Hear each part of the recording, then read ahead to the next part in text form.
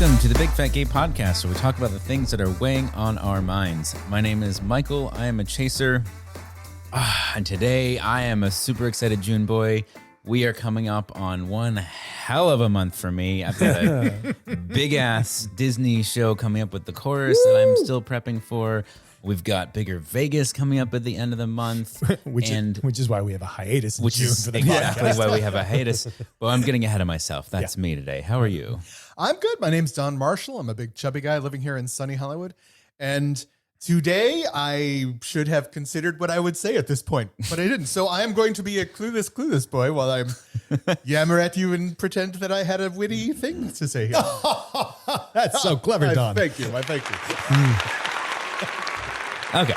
Hi, I'm Dan Oliverio, author, public speaker, and chubby chaser. And it is a lovely morning. And, well, it's going to be June by the time everyone else hears this. So, Yeah. la-di-da. La-dee-don-dee. That is the official motto. La-dee-don-dee, Dan. Well, that's the motto for June. It's la-di-da June. I'm Trevor Keyson. I'm a Superchub, and I am the day this comes out, it'll be the day after my birthday, June boy. Yeah. Oh. It's a birthday boy coming up. Another year older, another year in the pandemic. Another year wiser? Yeah. And I don't know, I guess I'm a NAFA Pride June boy because there's a whole bunch of NAFA programming.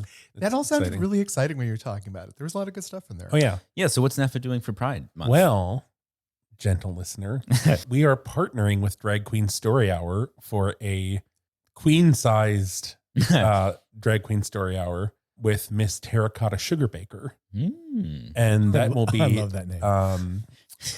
Which just starts off this episode's theme around food. But It'll be June 18th at 10 a.m. Pacific time. nice, which is a Saturday. Yes. The Saturday before Father's Day. This is on the NAFA website or something. It's not the Big Fat Gay Podcast. It's NAFA and the NAFA and Drag Queen Story Hour. Yeah. And I'll share that as you can pre-register, and there's some good books. It's going to be fun. It's That's gonna awesome. Nice. And also some discussion of body image and gay history and lots of cool stuff. Cool. There's also going to be a panel on the intersections of fatness and being on the non-binary gender fluid spectrum, which will be on June 25th. We're still kind of waiting for the time for that to land. I'm sorry. You said on the intersections of fatness and then you paused, and in my head I just filled in and fatness. I mean, that's it's a broad category.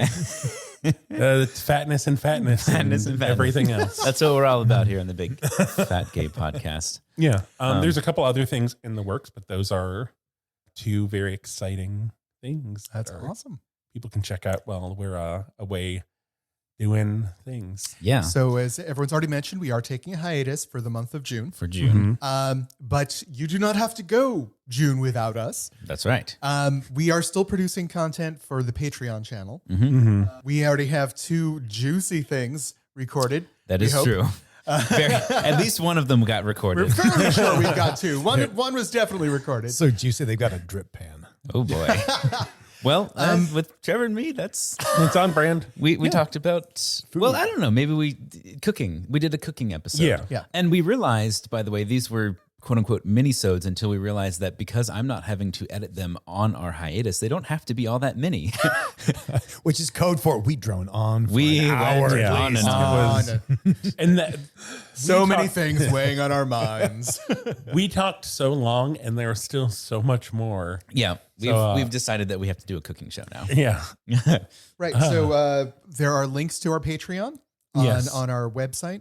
And don't forget, we're not doing this for profit. We are trying to cover the expenses for editing so that we can keep bringing you content every week.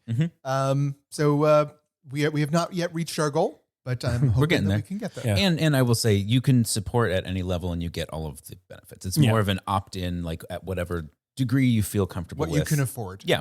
We know how things are right now in the world. Yes, we do. And last little bit of housekeeping. We mentioned it earlier and we've talked about it a lot, but it's worth repeating. Bigger Vegas live episode recording July 1st at noon in the Florentine Ballroom A. It is going to be a riot. We have the gear locked down. We're all going to be there. Unless, no, I'm not even going to say that. Yeah, We're all going to be We're there, all going to be Michael. there. One of us may or may not be a corpse, but look, it's happening. Like, it's going to be the biggest, fattest, gayest podcast that ever was recorded. That much we can guarantee. Absolutely. That's right. So be there. If you're going to the event, we'd love to see you. We're going to do some degree of Q&A, meet and greet, blah, blah, blah, and the episode. So Speaking of live performances, though, Oh, right. that brings us to our first segment. yes. At the Public Theater in New York, a co-production with the National Black Theater, there's Fat Ham, which Fat is Ham. a reinterpretation of Hamlet. I'm so excited about this. I wish I could fly out there and see this. This is fun Actually, for me. there's a video of it. I should mention. Oh, is there? Oh, is there? I see didn't even, that. I saw the stills from the production. Yeah, this won the Pulitzer before it even received its first public theater performance. I think there was the film at one point, but it's the whole thing with the pandemic and the co-production. So anyway, that's not important. The point is it's Fat Ham, which is the story of Hamlet reinterpreted as Hamlet as a fat black queer kid in North Carolina at the barbecue reception for his uncle and mother's wedding. Yes. It was cool though because because of the new lens of it being through a fat queer black American boy, he struggles with the issue of basically it's his, like, the ghost of his father shows up and says, "Avenge me," right? Like that's the whole thrust of it. Yeah. But through the lens of violence against black men in America and wanting to break the circle of violence and struggling with, like, a lot of those, like, the cycles of trauma around that and trying to find your own liberation versus what, like, there's just so many. Yeah, as a fat black man, do you want to perpetuate a vengeance killing? Right.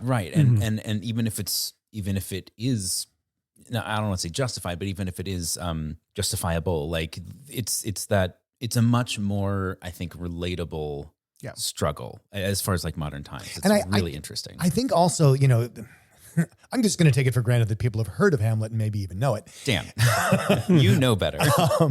But there's a lot of hemming. It's Shakespeare's longest play, and a lot of it is because Hamlet is just hemming and hawing over whether he should do this because he's this overeducated prince and doesn't know if he wants to stoop to murder. And it really has a lot of resonance because now in this interpretation, it's a queer black man also wrestling with who he is and is this someone I want to be? Mm-hmm. And for those of you not familiar with it, the Public Theater is no joke. That is that is a nursery for some of the biggest plays and musicals to go to Broadway afterwards. So if you have and it's also where I got my start right after college. Oh, is it? Oh, wow. I worked in the play development department there for like 3 years. Yeah, Cool. the Public Theater is probably first notable for its co-production of A Chorus Line way back when. Oh, and bring in the noise, bring in the funk. Yep. All Shakespeare in the Park. Shakespeare in the Park is all the Public Theater. They are, and their stuff is amazing. It really is. If you're in New York, you can see it through July 3rd. Just given all the buzz around it and everything, I think it's probably going to go to Broadway at some point. Oh, it has to. Yeah. If If it gets enough audience, it'll do fine. I also love that. I think the unexpurgated Hamlet by Shakespeare is maybe 3.5 to 4 hours. This is 93 minutes. Oh, wow. That is It's one act. Go. expeditious. Yeah. There's also a playlist that you Yes, can check out. I like that. Which is it is inspired by the show, a playlist that was sort of curated of music that you can sort of, if you want to immerse yourself and you haven't seen the show yet or haven't been able to, check out the playlist. Listen to some good music. Have some barbecue. Have some barbecue. Playlist. That's right. Yeah. Yes, eating barbecue is the takeaway here.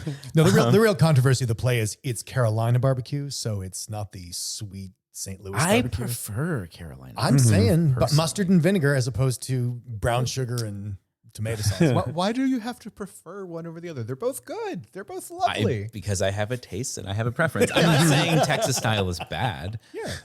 Or St. Louis. It's St. Louis. Yeah. There's a lot of barbecue in the country. There is a lot of barbecue. Anyway, we digress. Yes. But not really. No, this is back into your mini-sode, isn't This it? is, yes. Yeah, so I've gathered you all here today to talk about food. No. So this next one. So I'm curious what you all think of this next piece. Well, to start you off, this article in Grub Street. Oh yeah.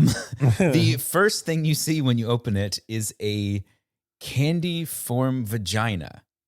That's the picture. Yeah. And then the headline is "Demand for sexy cakes is surging." They could have said a lot of things, but they said surging. They said surging. I'm impressed with their restraint.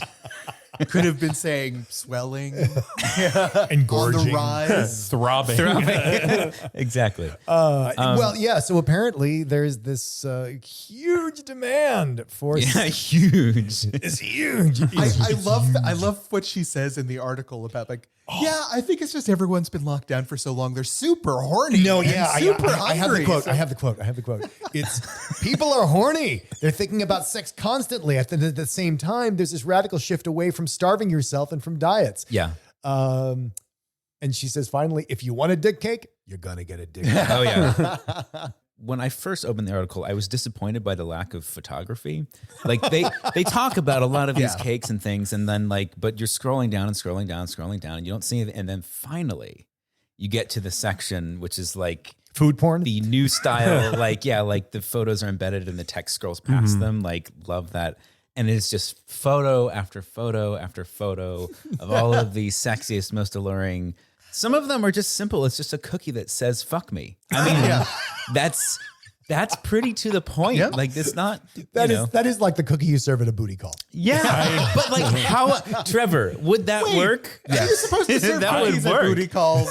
I've I been like gypped. I like the boob cupcakes. Yes, the boob cupcakes, The little nipples. lots of great dick cakes as well, of different colors and sizes. I will Yes. say, yeah. So one of the things I thought of during this, One of the things, one of the many lot of feelings, things. a lot of feelings, a lot of moods. It seems like I'm going to wait for Michael to finish drinking. There's an untapped market for sexy chub cakes. It just seems like the anatomy, the so shape. round, so fully packed. Yes. Let's face it, if you like cake, you would rather have a chub cake than a skinny guy cake. Tiers. I would. Like 3 tiers, and it's like the moobs, and then the kind of the middle roll and the belly. There's those, and I also was like, there's the Japanese cheesecakes that are jiggly. So you could make that like What? it's a really fluffy, jiggly cheesecake. And it just I think this is part of my antipathy towards Japanese baking, but yes. Maybe, but it jiggles. Dan. Yes. Yeah. The well, jiggle is real. Yeah, I can think of other things And that do yet that it I'd just- rather have. That's the whole point. it looks like the text, because it's kind of like got a little squish but bounce back to it. Kind of spongy, right? Yeah. I was traumatized by a adult cake, a homemade adult cake when I was young. Wait, sorry. in your religious household. Homemade How the as hell in, did like- No, I mean, there were things that happened outside of my household. Oh my God, they let you out? So someone made a vagina cake, right? And it was kind of realistic. It was just sort of the pubenda coming up out of a bowl. But two things. One, they'd filled it with raspberry jam. So when you cut into it, Oh my goodness. Oh boy. but two, the pubic hair was the stuff of nightmares. It was this black like fondant that it was like they just used the tube to add it. So it looked like this horde. thick, like spaghetti. Yeah, thick spaghetti. So it looked like a horde of worms coming out of the sides of the vagina before you subdued it with a knife and it bled everywhere. It was So to be clear, after this point was when you realized you were gay. Abso-freaking-lutely. Abso-freaking-lutely. Oh my goodness. Misogynist baking. I mean, They thought it was clever. using food to forge the queer agenda. Oh man. But enjoy your dick cakes. Enjoy your vagina cakes. I was looking just, for research purposes to see looking at erotic bakeries in Vegas. Oh, there are, one of which is in this article. Yeah. But I was looking at others. I was trying to just see a lot of the websites are like not super up to date, or at least there was one I was looking at where it was. I'm sorry. Have dicks or boobs changed that much in the few years that we've been in the pandemic? Dan, I haven't looked, so. Dan, let me tell you. I don't know. I am just, I want to see more body diversity in erotic cakes. Yeah, I would agree with that. Although, to be fair, most of the representations have no bodies attached. It's just the thing of the anatomy that you would like. Organ cake. Yes, exactly. Well, no, I mean, but we have proven that roles are their own sort of sexual experience. Oh, indeed. And like that alone could be like, that's a cake, I think. I agree with. So Trevor, our cooking show can start off with the baking of our first erotic cake. Okay. Right? I'm down. and you're more of a baker than I am, so I may have to follow your lead on that one. I'm down to clown in Superchub Cake Down. I like all of those words. All right. Hit it. Prepare for lunch. Do you feel it? Are you ready? I feel A cool breeze to calm you down. being blown. A cool stiff breeze. Yeah. It's Fat Watch 2022. Some might even say an erect breeze. I'm at full mast. Sorry, this is a callback to our pre-episode discussion, which we don't need to get into. But it's funny for us. Yes. And that's what's really And important. that's what really matters. I was talking about cake. I don't know about you. It's okay, Dan. There was an article in Bon Appetit called "There's No Such Thing as Quote Unquote Junk Food." I have been waiting for this article for so long. Which I love to see, especially from By Bon Anne Appetit. Helen Peterson. Yes. Yes. Bon Appetit has been doing like a lot of actually like really good stuff. I think maybe trying to make amends for all the Food kitchen team video For being the Abercrombie and Fitch of cooking. Yeah. But it is just a really great kind of takedown and analysis of this like junk food culture in America. And she starts off the article talking about by like doing this assignment in grade school where it's like there's like pictures of food and it's like, this is healthy. This is like sometimes food. I'm like, this is junk food and it's bad. Categorizing. And I remember that. I do too. Like and it's just so interesting to, I don't know, like think about how early this conversation happens and how much it really just kind of like is indoctrinated into kids and just really like fucking them up. I think there's a lot of really salient points in here, but the one that struck a chord with me, just the way that she was talking about it, was describing. So like I did a similar I did a similar exercise when I was a kid in school.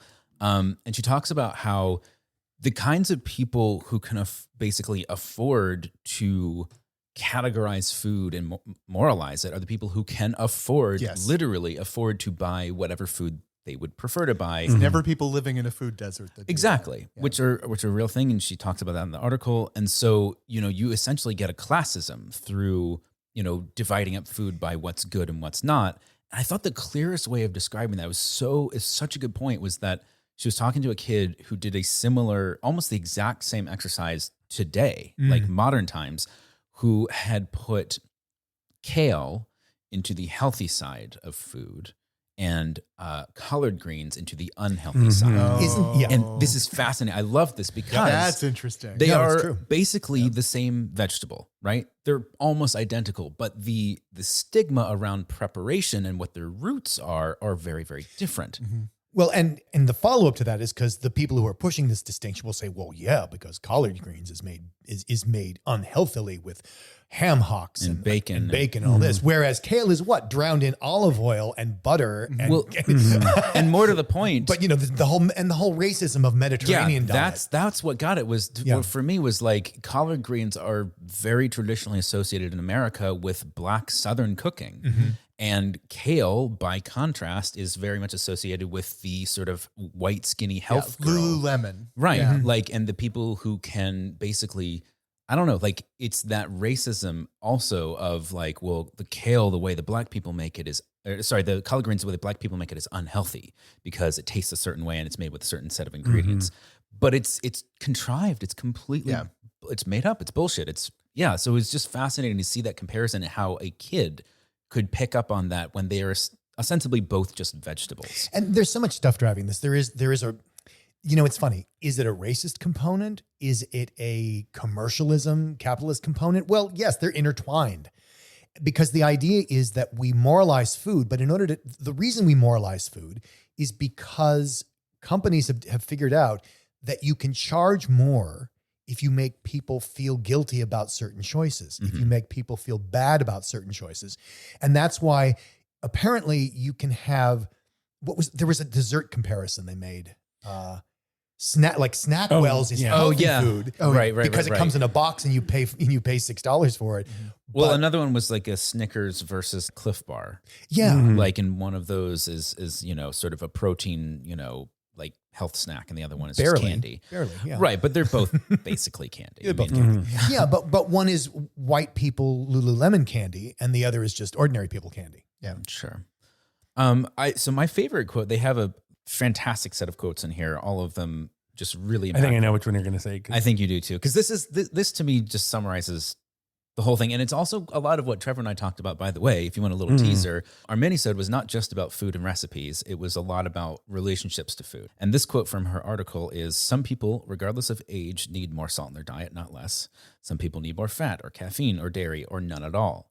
And others just need more things in their lives that are delicious, that remind them of the true bounty and delights of being human. And I mean, that to me, that encapsulates all of it. It's just there's no blanket version of food for all people at all times. Like it varies by person. You don't want somebody who has a certain set of needs who may not realize it to feel guilty about pursuing those needs when everyone else around them is saying, oh, that's unhealthy, you're going to die, like blah, blah, blah, blah. Like just, and for me, eating food is such a degree of enjoyment. The fact that COVID can take your sense of taste, that was selfishly speaking, that was the most horrifying part of it. My stepmother had a medical condition because of some new medication that they gave her. And it took them 3 weeks to fix the issue, which was that it killed all of her taste buds. Oh God. Right? She had no sense of smell, no flavor. And for 3 months, she lost so much weight and wanted to die at the end of it when they finally figured out what was going on. Well, because you start to realize how much of your life is about food or food adjacent, any social event, having a drink. And if everything you do just becomes bland or tasteless, I mean, it's happened to me when I've had a cold. It's like, oh, I could put mustard on this. I could put mayonnaise on this, but actually, why bother? I won't taste it. Yeah.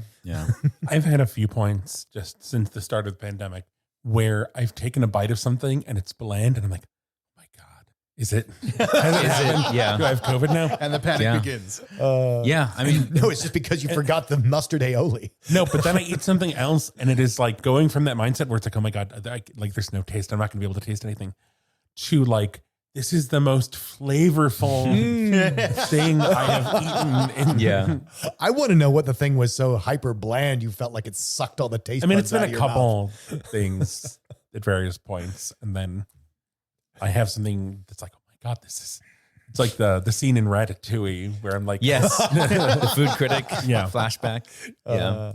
Yeah, that's a fantastic scene, which is in the Disney show that I'm currently working on. I'm actually, since you mentioned your mini-set, I do want to put a plug in here. I'm doing a couple of seminars. Oh, yeah. Oh, yeah. This is I'm doing a couple of seminars at Bigger Vegas, and one of them is about how to, it's about, I mean, I'm talking about what I usually talk about, which is relationships, interpersonal relationships, and maybe how you represent yourself online in personal ads, since there's more and more of that. And my other seminar is about people's relationship to food. I get asked all the time about what should I be eating? What should I be eating? I'm like, let's put that aside for a moment and look about how you're relating to food in the first place. Sure. And when you say you want to be healthy, actually, what do you mean? Which I love how this talks about in the article. It's like this idea of healthy has become a moral crusade rather than anything that has to do with quote unquote health. Right. Do you have time slots for those? Do you know the? I do. I don't know them off the top of my head. I think they're around our podcast. One's Thursday around noon, one's Saturday around noon, and our podcast is, I think, Friday around noon. Yeah. So and we'll I'll be have very findable. I'm sure we'll put a shout out on social media. And it's certainly on the Bigger City website. If you go to events, if you go to the seminars page, it'll show up there. So Dan's seminar, Successful Sex, Dating, and Relationships, is in Florentine Ballroom A, Saturday, July 2nd from 11 a.m. to 12 p.m. And Do You Swallow Our love and loathing of my. food is in Damn. Florentine Ballroom A, Thursday, June 30th, from 12 p.m. to 1 p.m. Yeah, there you Yeah. go. If Wait, there's and no our podcast is also description, in Florentine. if there's Yeah. no description on the door, I imagine there's going to be a lot of very disappointed people walking in there. Oh, you don't know my seminars, I mean, Don. yeah, you don't know the content of his seminar.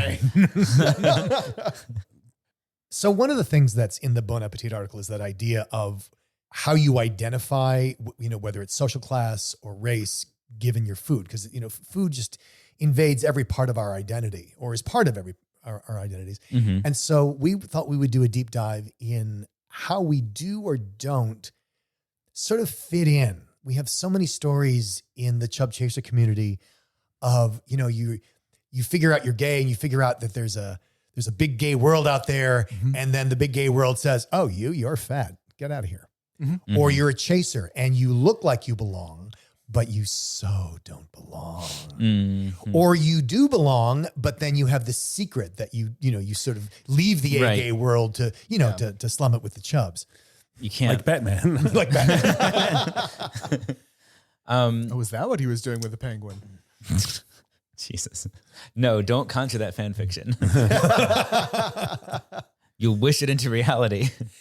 So I feel like as chubby guys and as chasers, we have a very strong connection to the concept of belonging and not belonging at the same time. Yeah. Yeah. And that exercise of finding, who are your people? Yeah. Mhm. Who are your people? Who loves you? What was the first time that people had a group that you felt you belonged in wholly? Not just partially, but where you could actually just fully relax. You didn't have to mask at all. Well, I think we need to start this by saying that absolutely everyone, I don't care what you look like, I don't care where you are, absolutely everyone has this thing of, I don't belong. At some point, at some degree. Maybe it's shouting in your ears constantly, or maybe it's that little background voice when you show up at a party, but everybody has this. But to answer your question, I think my first oh my God, I have arrived was my very first Chub Chaser event. Hmm. I'm like, this is for me. It was the first time there had been something like for me. Mm-hmm. And there are other people here like me and who are interested in the things that me was interested in. when you go to these events, do you feel like you're recapturing that first time, or is it has that changed for you over the years? I think it's probably deepened because Nice. Well, because when you go to first anything, right? Yeah. If you can remember sometime, and maybe for other people, it was like their first Comic-Con or their first something con or Mhm. or some sort of event or the first, or you had a job and you're like, oh, this is what I want to do. Mm-hmm. And so there's that spark, but then as it deepens, you get the complexity of this event, meaning the people at this event. Mm-hmm. And like, oh, not everybody is like me. And oh, there is this difference. And oh, there is this spectrum. But that doesn't mean I don't belong. That just means that the belonging is bigger than I thought it was. Right. Hmm. Right. It's more enveloping. It's wider, right? Mm-hmm. When was that? Was it in the 90s? Oh, it was 1998, I think. How about you, Michael? I'm curious if I mean, I definitely have spent most of my life trying to fit in and feeling like I didn't. And I don't know what degree of that is like the normal, quote unquote, normal amount versus, I don't know. There's so many things stacked against me. I didn't really experience pop culture as a kid because we didn't watch TV and we only watched usually older movies. And you were homeschooled for a time, right?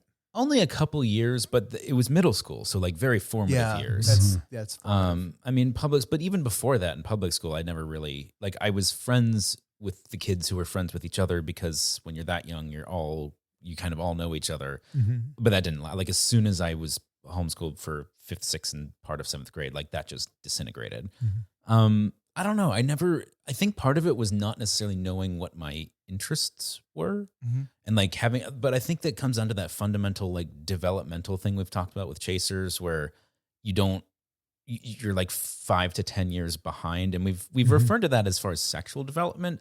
I feel like it was all encompassing. Well, I mean, it goes hand in hand. Your sexuality is not, people talk about such and such, it being just a preference or just a kink or just a whatever. It's like, what do you mean just? Mm-hmm.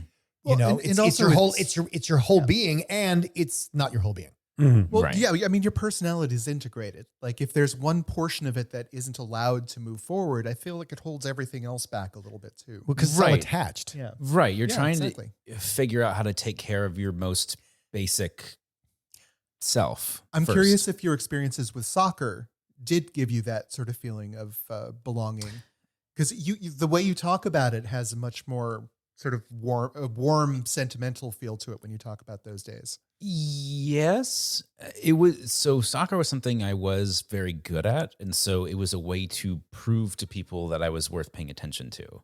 Oh, but you didn't have sort of a natural joy in it? Oh, no, I did. I did? loved it. Okay. That's partially why I was good at it. But it was, when I joined a team, like for instance, at the private school that I ended up in high school, you join the team and everyone has no idea if you're any good. And they kind of assume that you're not because nobody knows who you are and nobody cares. And then you do something impressive and they're like, oh, you have merit now. And so you kind of get acclaim, but you don't get friends. So it was a way to like prove that I was worth noting, but I don't think it was ever really belonging in a group. Oh, okay. Yeah. I very much loved it. I very What much about the enjoyed soccer it. team? Was there no, or was it just There was like the non-school related club teams, and that's where I played. Like I played with a lot of the same people over the years, and like that was much more. But even then, like I don't know. I think I just had a mentality of being an outsider, and so it was very hard to. And I just didn't have enough common experiences with kids my age. We didn't watch the same movies. We didn't have the same interests. We didn't like the same people.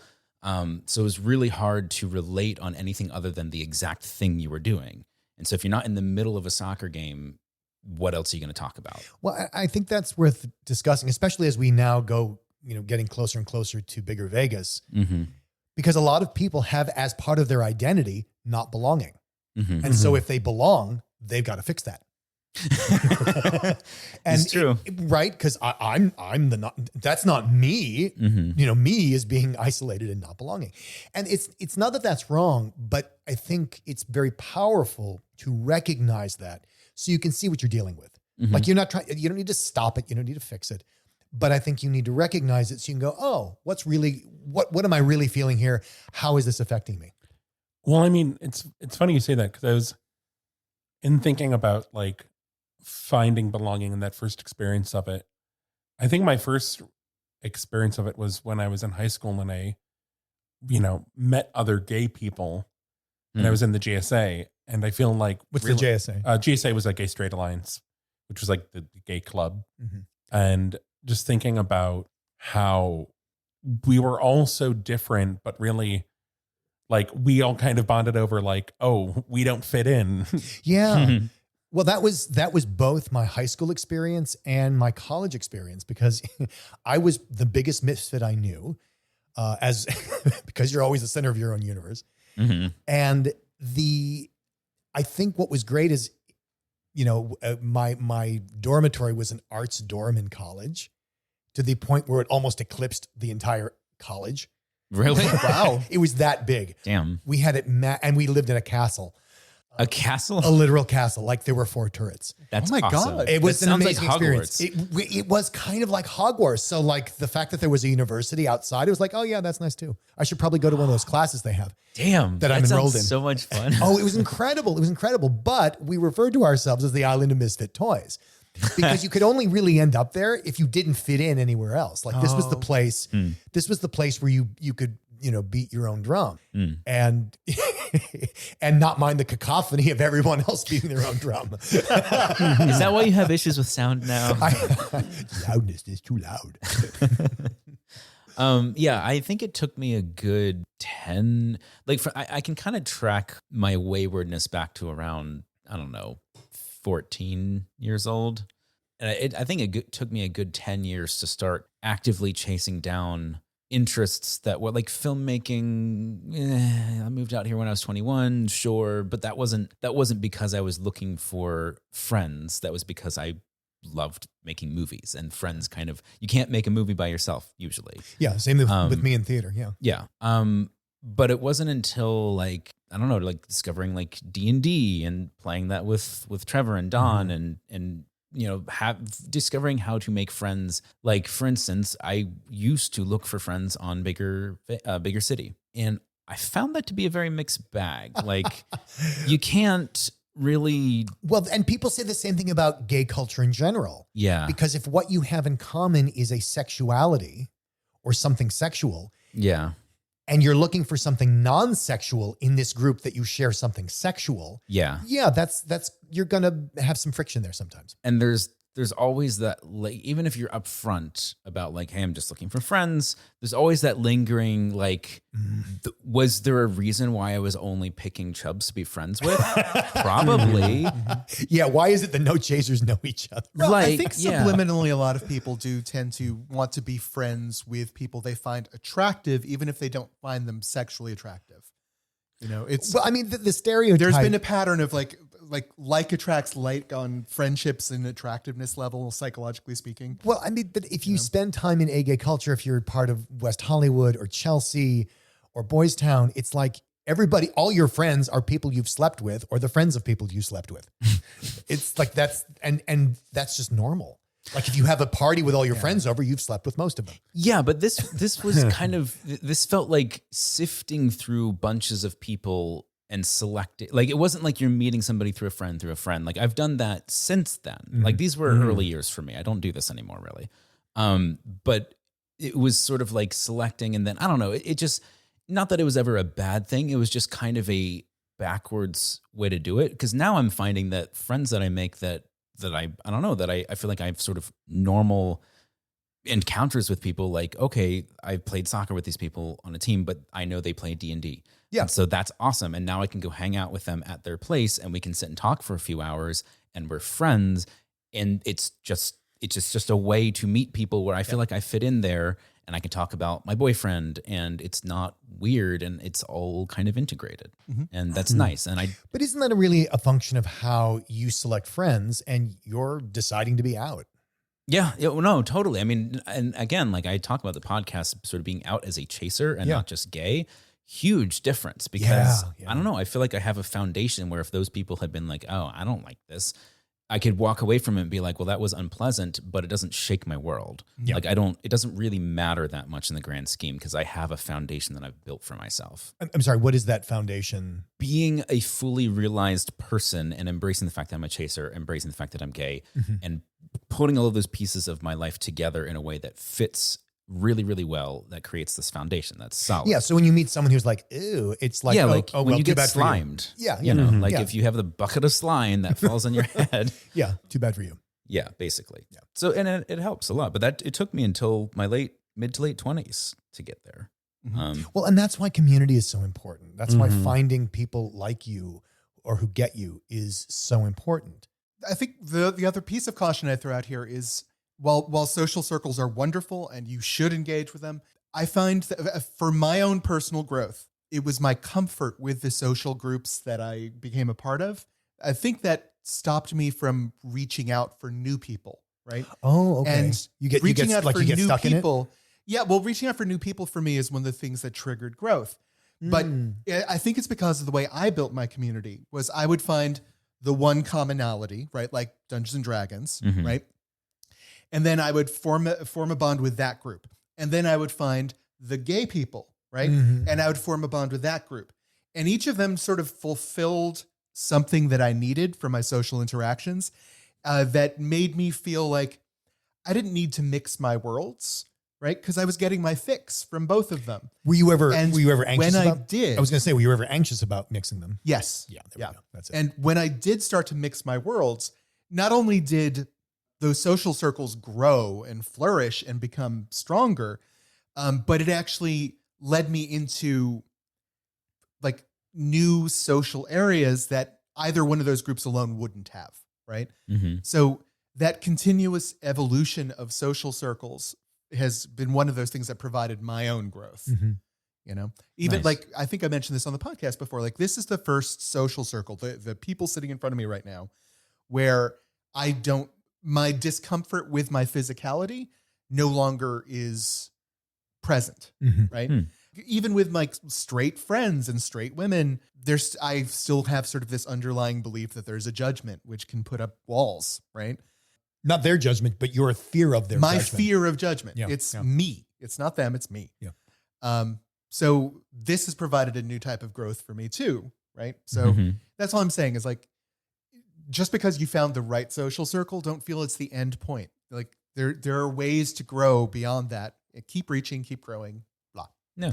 Well, I think too, something that people tend to do is like, let's say you realize that all your friends are from this one environment. All your friends are from work. All your friends are from D&D. All your friends are from whatever. And you're like, okay, I should, those awful words, I should branch out and I don't know, I should take up soccer. I should. What a dumb idea. I should, I don't know, go on a picnic with more straight people, whatever it is. And you're like, you know, you don't want to do it. And you think, I don't want to do it. That's why I should do it. And it becomes this massive should. And of course it goes something between blah and something between I could, you know, I made it, or I'm never doing that again. And it becomes sort of then reinforcing that like, no, I should just stick to what I know. But I love the story you told, Don, because it doesn't have to be like that. When you should yourself, what that usually means is you have this outside idea of who you're supposed to be, who is, of course, who you're not. But what I love about your story is you're talking about all you did was mix two things that you already like. Yep. You know, it's kind of the chocolate peanut butter analogy. I like chocolate, I like peanut butter. The last time we used that analogy, it was about fold fucking. So full circle, and everybody. then we're back. Full circle. But what I'm getting at though, because I'm writing this article about how to be at these events to have more fun and more freedom. And then like, instead of like forcing yourself to, I'm going to put myself in that social situation, even though I'm an introvert and that sounds like hell to me, but I'm going to do it for my own good. And you know how that works. Yeah. You know how that worked when your father made you do it when you were 7. It doesn't work. But if you can find something that you already enjoy, like I'm thinking, you know, let's say you already enjoy, I don't know, poker, or you already enjoy bingo, or you already enjoy dancing.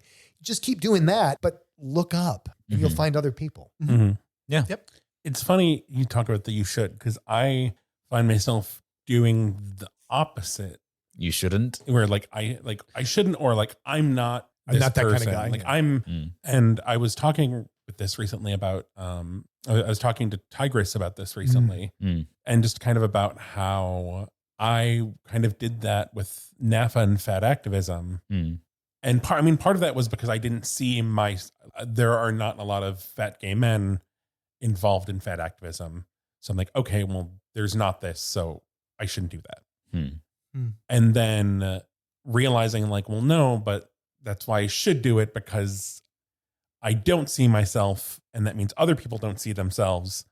But what I think, if I may, what I think propelled you into the group was you do have a belief and a stake in social justice. And I think that's the... Yes, but I was saying like, oh, but that's not me. I'm not the person to do it. Like I shouldn't be the one doing it. Yeah.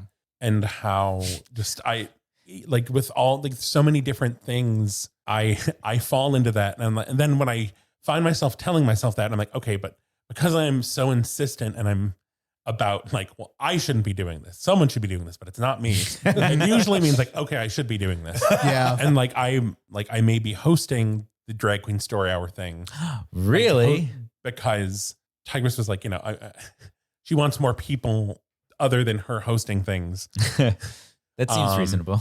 And when she mentioned that, I was immediately like, well, I'm not going to be the one. Like, I shouldn't be the one doing anything. And then I was like, okay, maybe I should. Well, I mean, and we were talking about that, and I was just talked about all of this and this pattern of shouldn'ting and recognizing it and be like, that's actually I don't want to do this because it's probably an opportunity for growth. You're the hero in the hero's journey, in the beginning of the movie, refusing the call to action. Yeah, but it's just and that. then the wizard has to die for you to actually go out and do it. But I mean, I think there is something before you were, oh, I'm not that guy. But there's something that did appeal to you about it. It's just the idea that like, well, it appeals to me, but I'm not the guy because that's not who wrote the story. Yeah, and I don't know, just because I think there is a lot of, I think especially when, you know, if you're fat and gay and then whatever other identities you may have, because there is just, you don't see yourself. I think that's an important distinction. Yeah. when you don't see yourself in the world, in media, in whatever, it's hard to create possibility for yourself because it just seems like such a new thing. Well, there's no model for it. Yeah. There's no like, I remember when I was a kid, the idea of walking into a bank to open a checking account seemed impossible. It just seemed impossible. I couldn't comprehend how to do that because I had never done it before. Mm-hmm. Now imagine that not only have you never done it before, but you have never seen it done. Mm-hmm. Seemingly has never existed in all of time. I feel like I've maybe said this on the podcast about how I used to go into the bank I once asked at the bank to make a photocopy of something for school. And then I just would continually go into the bank and photocopy stuff. Because that's what a bank is for, right? That's awesome. But like, this was like months before they finally were like, okay, who is this kid? And like, wait, did you just walk in? I would walk in and go like behind, like into the offices. I would photocopy Calvin and Hobbes comics. That's hilarious. I want to get back to something you said though, because it's a really important Dan always getting back on topic. I'm so sorry. But we'll go back to Calvin and Hobbes in a minute, I promise. There's an interesting distinction there between I'm not the kind of person who versus I actually don't like doing that. Mm-hmm. And I think when you're talking, like what I was talking about, where, you know, I don't want to put myself in the middle of the hospitality suite because I'm not that kind of a social person, because I just don't enjoy that. I don't enjoy that social pressure and people looking at me and having to make small talk. And I'm like, blah, blah, blah. That's a memory of something you've done and you don't like. But that's different than the story, the identity of I'm not a social person. Sure you are, but you're doing it a different way, or you're doing it your way. And I think your story, Trevor, illustrates that. There's a difference between I'm not the guy who is the funny guy on the podcast, which now you are.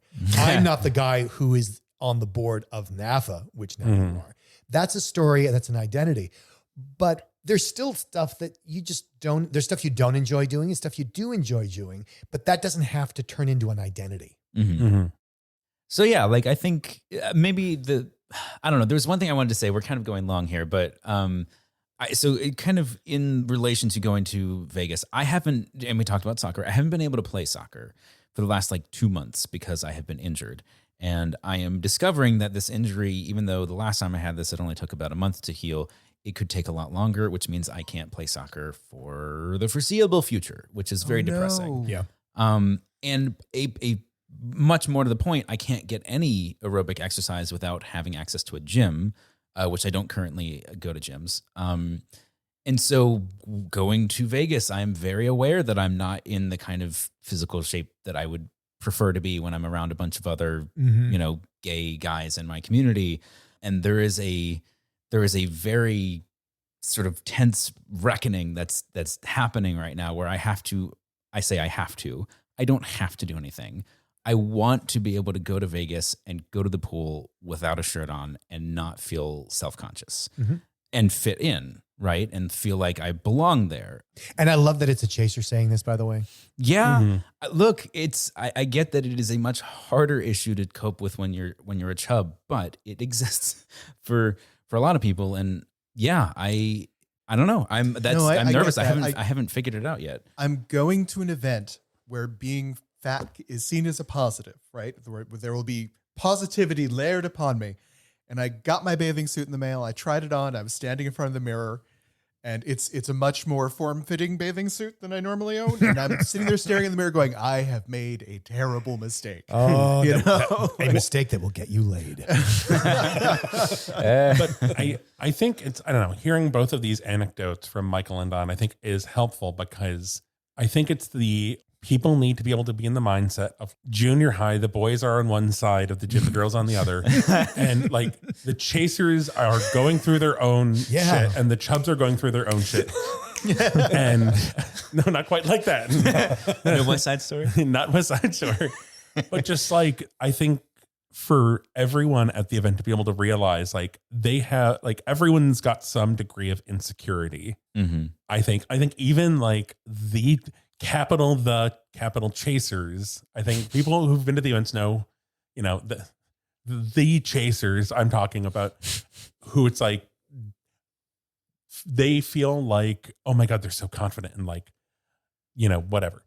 They're going through their own shit too. Everyone's going through their own shit. And I think just being able to bond over that and also just give everyone some grace is a good way to approach going to any of the events coming, because there's a whole lot. Grace is a euphemism for blowjobs, right? Did I read that wrong? Or Oh boy. okay, let me just walk it back. Do we have a tip? Have a great summer. Have a fun June. If you want to hear some minisodes, subscribe to our Patreon. We should put a plug in there for what Don and I talked about. Don and I did a minisode. Oh yeah. Don It is. I think it is impactful. I think it's going to be a lot of fun. Well, too. before we promise that, we need to make sure it actually got recorded. It's recorded. Don't worry. There's about some it. debate as to whether or not the record button was pressed. It's another one of those episodes where like I am trying to be as direct and blunt as possible about the feelings I am going through, and I am terrified that I'm coming across as a neurotic mess. No. Were you drinking? Just enough. Oh my God! Yes. There was a lot of Dan very is devious strong that booze. way. That brandy was The so fact good, that I though. don't remember the conversation very well is probably a good sign. Well, that's why we recorded it, Don. That's what the minisodes are now. Anyway, what is our bit for today? Well, our since last we were- bit before hiatus. Since we were talking about belonging, okay, so here we go. This is the long walk it takes to get to my reasoning on how I came to this decision. There's so many groups that that we might belong to, like NAFTA. There are acronyms behind the groups that we're trying to belong to. So I dove into the world of acronyms, and I found some very strange ones. Right? Okay. So if you don't know what an acronym is basically when you take letters from the full name of something and squeeze them together to make something new. So for example, there's a test that tests to see if you're a robot when you're trying to log into various websites. Like They kept like CAPTCHA. CAPTCHA. CAPTCHA is in fact an acronym. The acronym is Completely Automated Public Turing Test to Tell Computers and Humans Apart. Oh my God. Jesus Christ. No wonder it's called CAPTCHA, which is already a mouthful. Yeah, exactly. So there are plenty of words and things that we use. An acronym is an abbreviation that you pronounce as a word. Yes. So here we go. I'm going to list off some acronyms and or some words. Try and pick the acronym out. So a word meaning a mistake. Choice 1, whoopsie. Choice 2, snafu. Choice 3, catch-22. Or choice 4, snarl. Bzz. Dan. Snafu. Yeah, snafu. Yeah, I was is going what to say snafu. You are correct.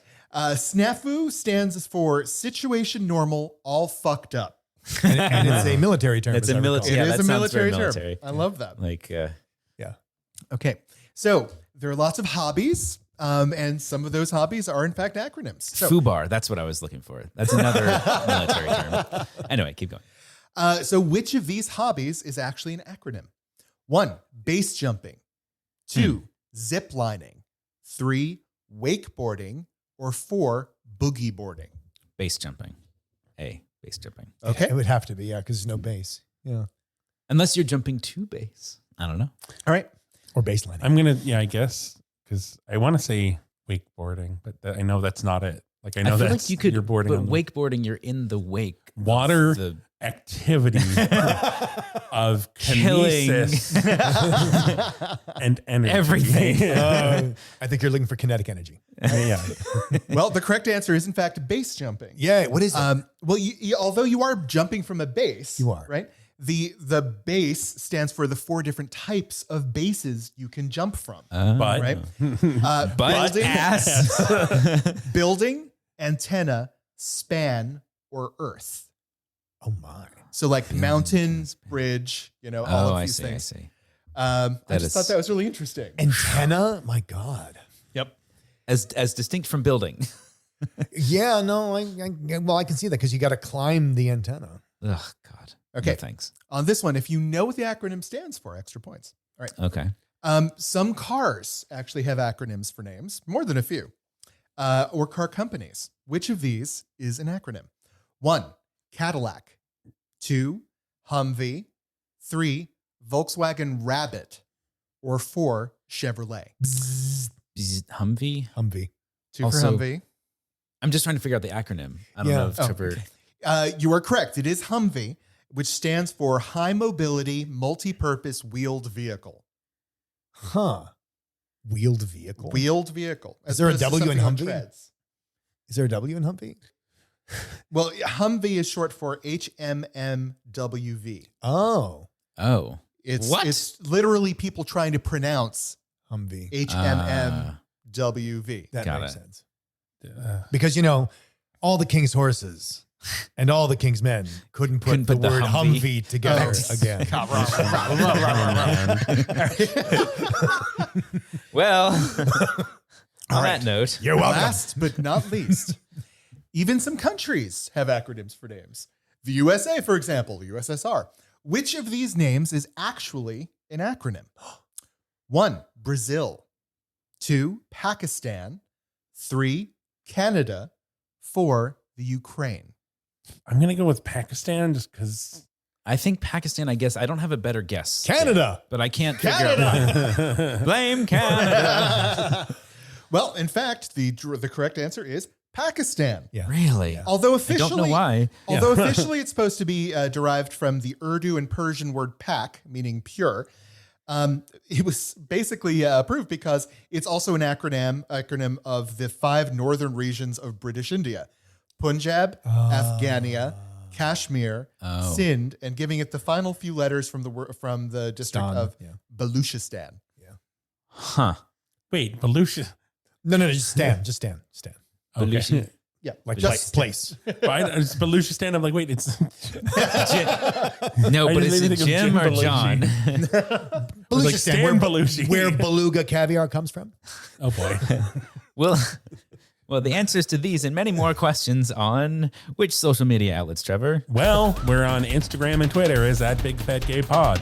Subscribe to our Patreon at patreon.com/BigFatGayPod.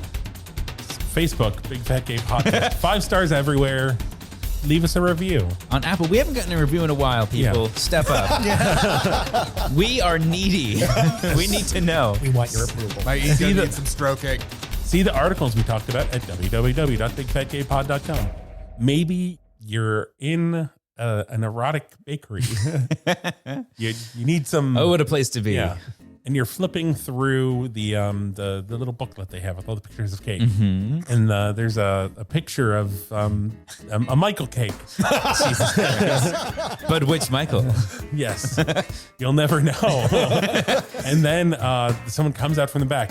And it's Michael, and he's got a big Superchub Japanese jiggly cheesecake. Ooh. And he's shaking it at you. So Watch out.